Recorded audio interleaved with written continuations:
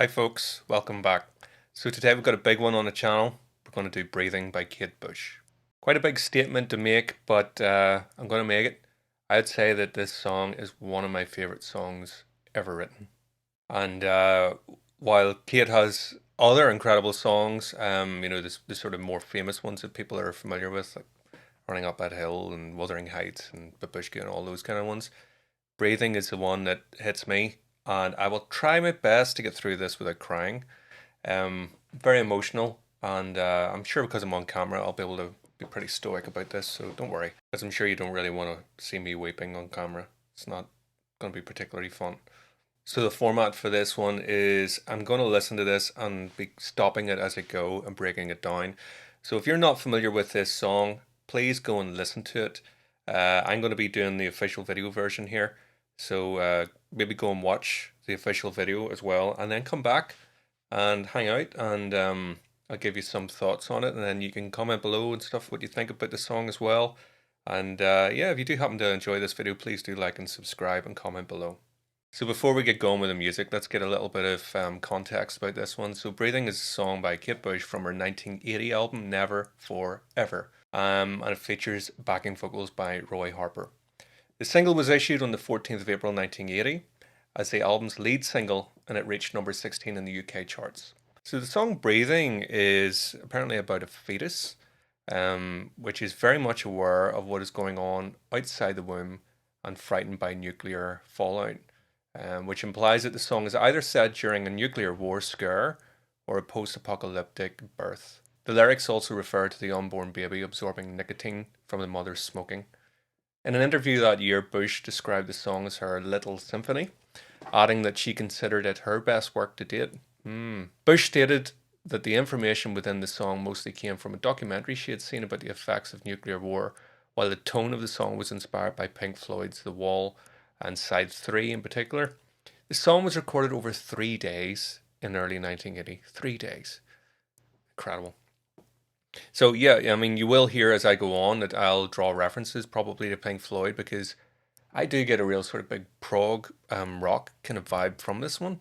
Before being aware of this sort of history behind this song, when I first heard it, I wasn't aware of any of this stuff. And although I probably wouldn't have been able to discern The Wall in particular, I definitely get Pink Floyd vibes from the song, particularly the outro. So you may find me comparing it there a little bit. So it's interesting that that's actually a very tangible thing, because you can definitely detect that in the music. So the track also includes spoken words describing the flash from a nuclear bomb. Again, that's in the outro section. The music video features Bush in a womb portraying a fetus in her sort of wacky, arty kind of style, which is, really captivating as well, as you'll see. And Bush performed the song live in the benefit concert in aid of the Prince's Trust in July 1982. I'm not sure if that's the one I've seen or not, but there was one I seen her playing a piano and just solo her on her own, playing the song, which is incredible. She takes it at a sort of slightly faster tempo, but she's a few sort of different lines and things like that. The way she sort of sings it, definitely worth your while checking that out as well. So let's quickly have a list through the personnel that are featured playing on this. So obviously we've got Kate on vocals, piano, and keyboards. And we also have Max Middleton on Fender Rhodes. We have Larry Fast, who's playing the Prophet synthesizer. Alan Murphy on electric guitar. Brian Bath on electric guitar. John Giblin on the bass, a fretless bass. You can hear that the bass tone in this is incredible. This song is one of the sort of predominant features of it.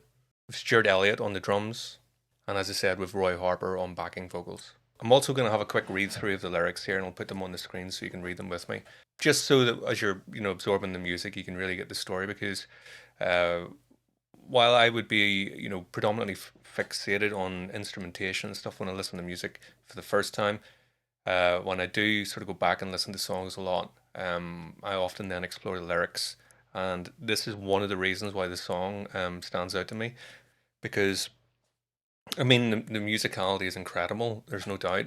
But the depth of the lyrics, the sort of abstract nature of the story, if you like, um, to me, it's really like impressive.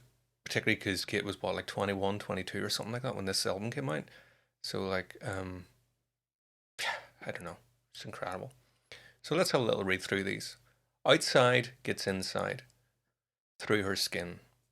I've been out before, but this time it's much safer in. Last night in the sky, such a bright light. My radar send me danger, but my instincts tell me to keep breathing. Breathing, breathing my mother in.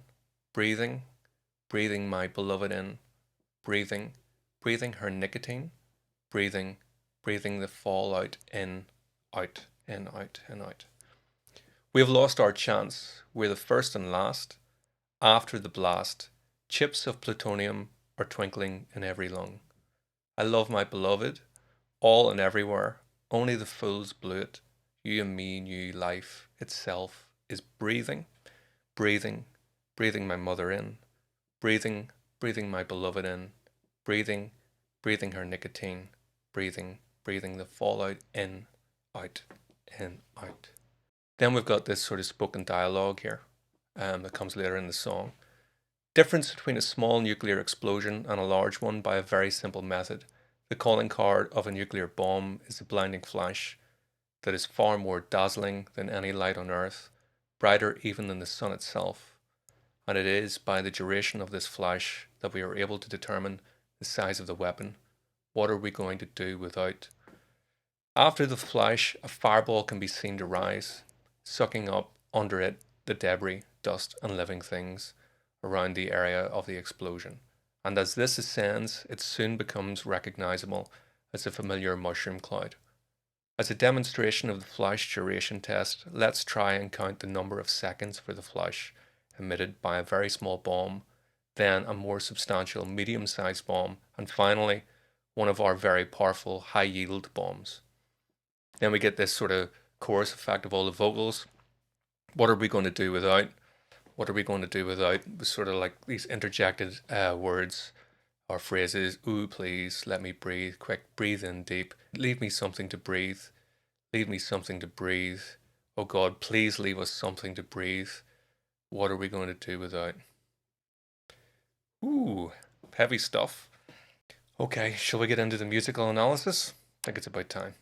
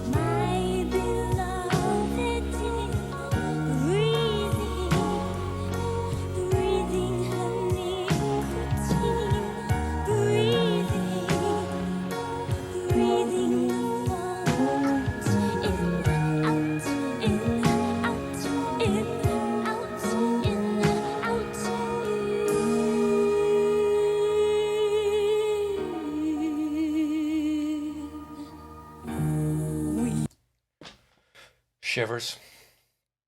I've managed to source some sheet music for this, so it'll actually make it a little bit easier for me going through this. That should be a bit faster rather than taking the time like I normally do to work things out. So we're in the key of E flat minor. At the beginning we get this pedal note where the E flat stays there, and then we get like in this case it would be a C flat major chord over the top, which would be typically thought of as a B major, but because we're in 6 flats here, it's C flat major. It gives us that sort of darkness. That's actually reminds me very much of the Twin Peaks.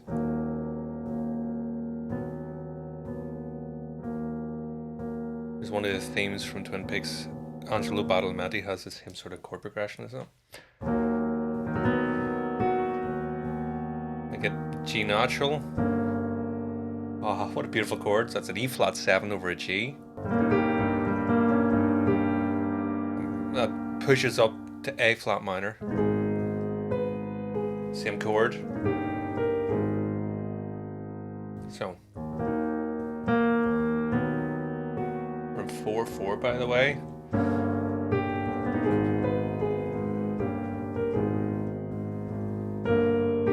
E flat major over G. And then we get like an A flat chord here with a little melody coming down with D flat. Back to the E flat over G. So we do get a lot of these slash chords. And she has that sort of hitting a chord, moving to another chord, back and forward, back and forward.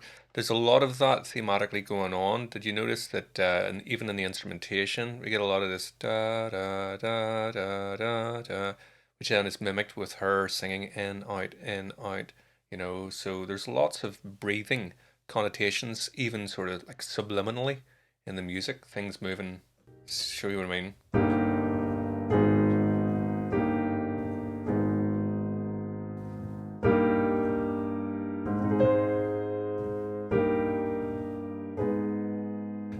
Back and forward, you know.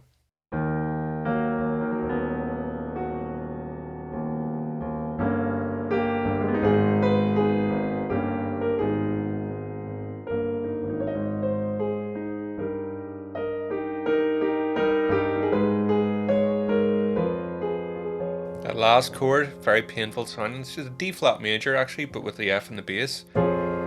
Back of the E flat. And then we run through that same sort of progression again. Let's jump ahead then to the chorus.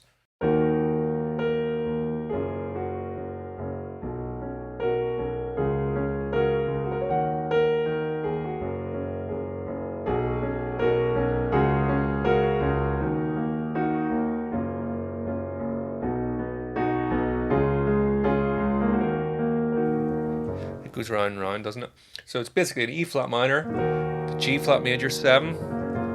Get that F in there, beautiful. And it's funny because in my ear I would have thought this was the C chord, C flat, moving up C flat, D flat, and back to the E flat minor. But in the music here, it has it as a G flat chord over a C flat, just slightly different from. It's more dissonant sounding, you know, more conflicted, you know, more painful.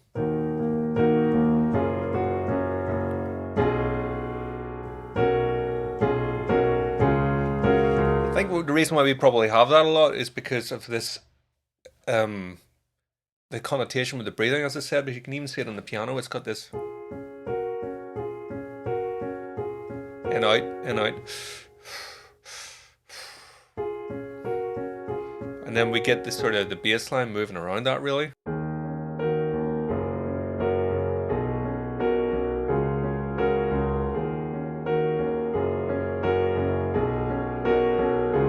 And as I said, later on you hear her voice contributing to that. Okay, so that's essentially the harmony really that's going on with the song, at least up until where we got to. So I think we'll go back and run it through. We'll talk a little bit about the instrumentation this time.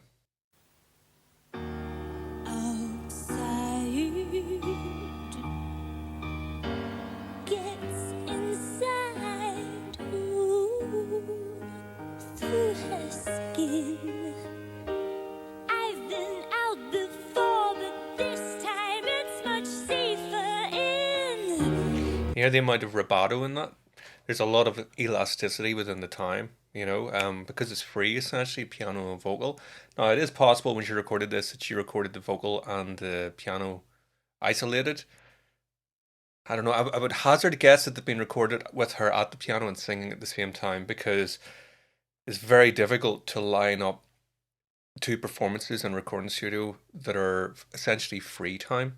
You know, which is why we essentially use like clicks and metronomes, you know, so that whenever we start to layer things, that it's going to line up when we start to build it up.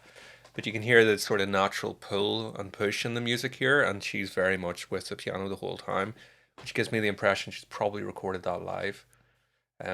Also, do you see at the very beginning, it's just her and the piano, and then we'll start to get drip fed the other instruments.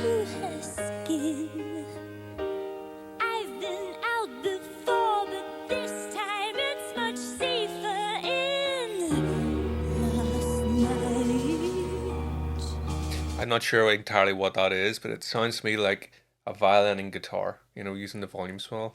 If you maybe start with a bend on a guitar, with it silent, pick it, and then gradually open the volume and then bend, you get that sigh.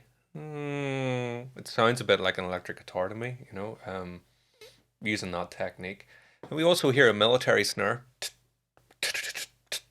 I guess is that, the whole sort of war thing, nuclear war, the military. I'm not sure why that's in there, but that would be guessing. We also hear like a drone synth, a pad.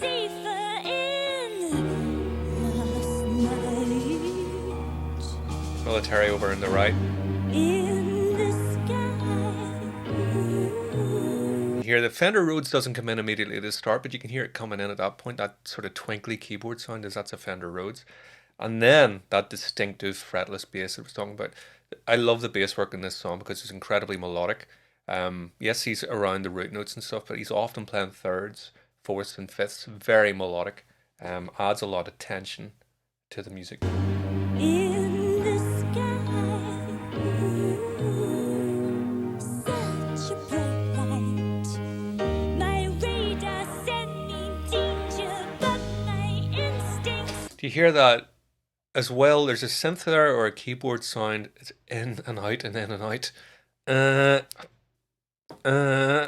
It's sort of in and out like that there. It's saying that, it said on Wikipedia there that Kate produced this. I think there was a co-producer in there as well. This is part of the sort of magic of Kate, really, is the sheer talent of her young age, or young years, writing this kind of content, which is deeply profound, makes us think. Music is very clever and very meta. The stuff that's happening within the arrangement, that's something that I'm in my late 30s now, and I would say it's only really got on my radar recently in the last sort of few years. So when I'm writing something, that I'm trying to tell a story through the music now, as opposed to it sort of not necessarily having a story and just being sort of a musical journey. The most recent single I put out, Hypoxic Reverie, is a story. I don't really want to divulge what it's about. I want to kind of leave it a little bit open-ended. There's a very definitive story throughout it, and in the video I've used imagery to convey it, and also in the audio is layered with different things that are supposed to represent particular things going on. But I'm in my late 30s, early 20s, and to sort of take command of this and know that that in out of the synthesizer, that's not accidental at all. It's it has to have been pre-planned in the drawing board. I've got a song, what's it about? It's this, right? So how can we contribute to the feeling of the song with the instrumentation? Very, very mature.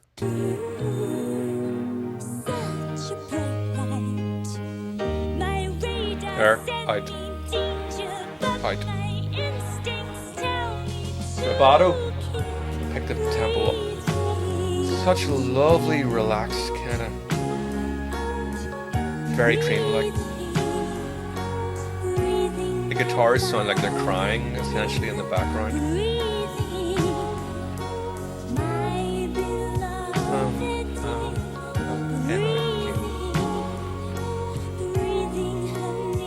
Delicate vocals. Melody on the bass. Beautiful. Shivers.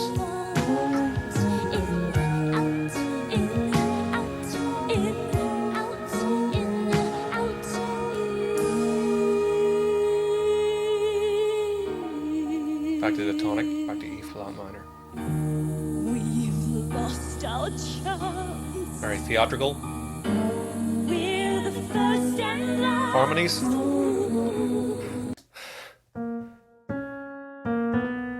What a melodic line for a bass, Oh, it's just beautiful. We've lost our chance. I think that's Kate. I don't know whether that's her voice having been recorded and then played sampled again, because it sounds very direct. There's almost no dynamic within it to get that effect. You know the way you would record a sample into a piano and then, or a synthesizer, and then you press the keys, your voice comes through it. I don't know whether that's being done there or not, or just her vocals, purely raw, but it's got a synthesized effect to it. Really prominent in the mix. Go on.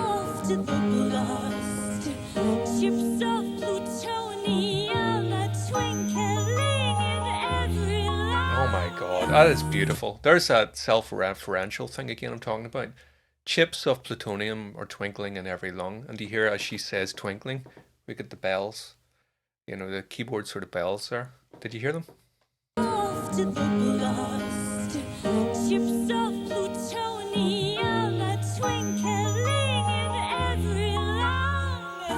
Beautiful bass playing in there too. More doubles in the vocals.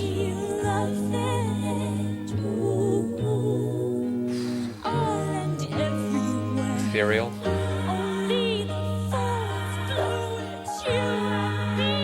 Now that reminds me of like the early Queen albums. There's a lot of that. Queen too, especially. You get a lot of that, but like Queen have their vocals here. You know, they love their backing vocals to be like hitting you like a wall. You can hear Kate's multi-layered vocal harmonies, backings, whatever you want to call them. They're way back.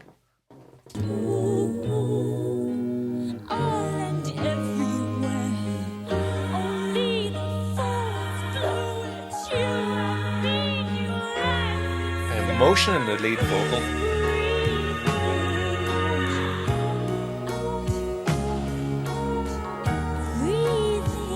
So much use of space. Do yourselves a favor, make sure you listen to this on headphones. It sounds so far apart, incredibly wide panning going on. I love that. Especially the guitars, that sighing.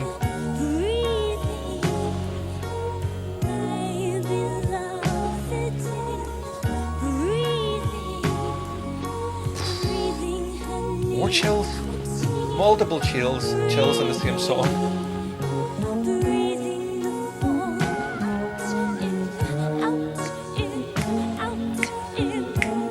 Also, do you notice the syncopation in that? In, out, never on the beat.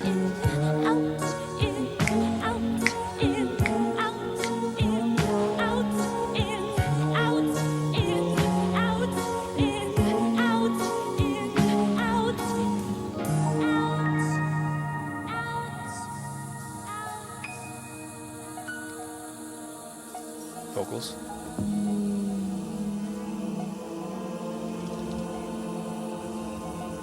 Spoken word coming in now.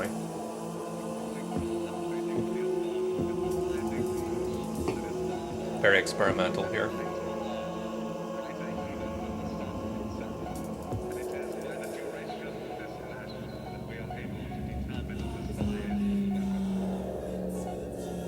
Okay, that's a prelude. That's a prelude to what we're going to get at the very end. This huge chorus and outro. Do you hear the seed is being planted essentially there with the sort of chant, or whatever you'd like to call it there, of the male vocals. They're buried away on the right.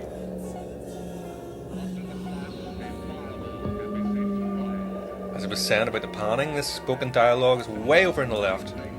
Symbols, everything, completely immersive. Now I'm going to keep quiet because this is where the guys start to build up. But you hear the way this just starts to build.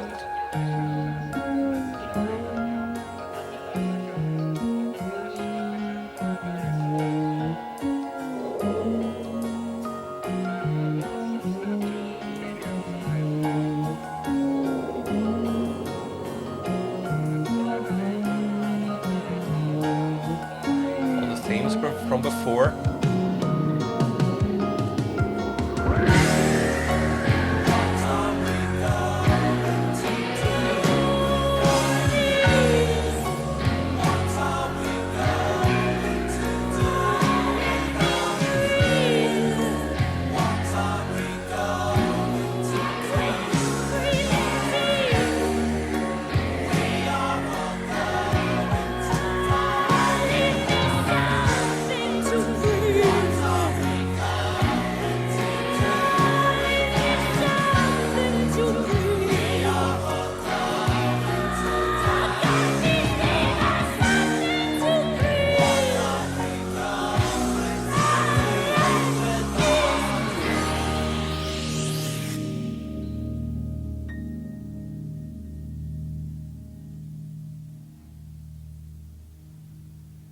Huge Pink Floyd vibes, eh? Take Kate's voice out of that. It's basically Pink Floyd, that whole outro. Um,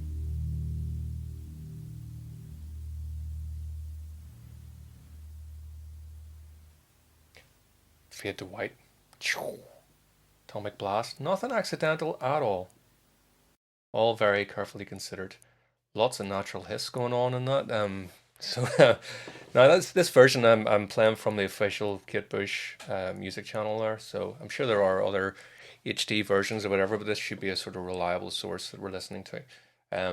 That's very much of its time, that sort of analog recording period. You know, you would get a lot of natural hiss from those Defender Rhodes coming through amps, and you know the hiss of amps essentially in the recording studio. You don't get that so much these days. It's masterful, really masterful. As I said at the start, one of my all-time favorites. I really hope anybody who is watching this for the first time took the time to watch the song in its entirety first, because yeah, I've had a few tears on the go listening to this one. It's just incredible.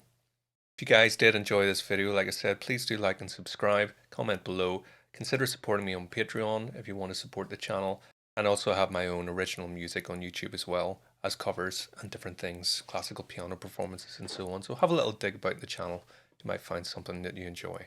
Thanks for watching folks, and I'll see you next time.